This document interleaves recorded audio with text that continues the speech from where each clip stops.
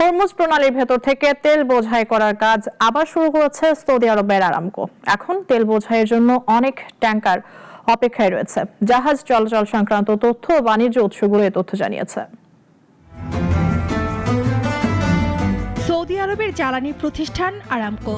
প্রতিষ্ঠানটি সংযুক্ত আরব আমিরাতের ফুজাইরা উপকূলে জাহাজ থেকে জাহাজে স্থানান্তরের মাধ্যমে তেল বোঝাই করার জন্য এশীয় পরিশোধনাগারগুলোর কাছে আরব মিডিয়াম এবং আরব হেভি অপরিশোধিত তেলের চালানের প্রস্তাব দিয়েছে।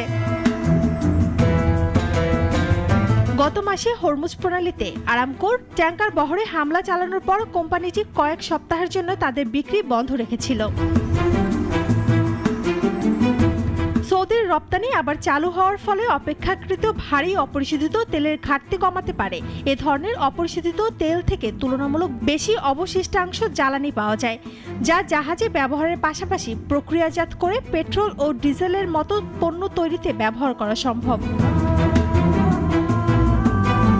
বার্তা সংস্থা রয়টার্স জানায়, তিনটি অতি বৃহৎ অপরিশোধিত তেলবাহী জাহাজ মালয়েশিয়া প্রসপারিটি, আলজেরিয়া প্রসপারিটি এবং সিঙ্গাপুর প্রসপারিটি 12 থেকে 16 আগস্টের মধ্যে জুয়াইমাহ ও রাস তানুরা টার্মিনাল থেকে প্রতিটি 20 লাখ ব্যারেল করে অপরিশোধিত তেল বোঝাই করেছে।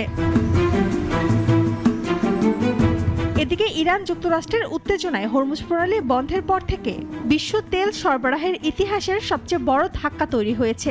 ভিজুয়াল ক্যাপিটালিস্টের প্রকাশিত এক তালিকা অনুযায়ী এই সংকটে বিশ্ববাজারে প্রতিদিন প্রায় 1,10,00,000 ব্যারেল তেল সরবরাহ কমে যায়।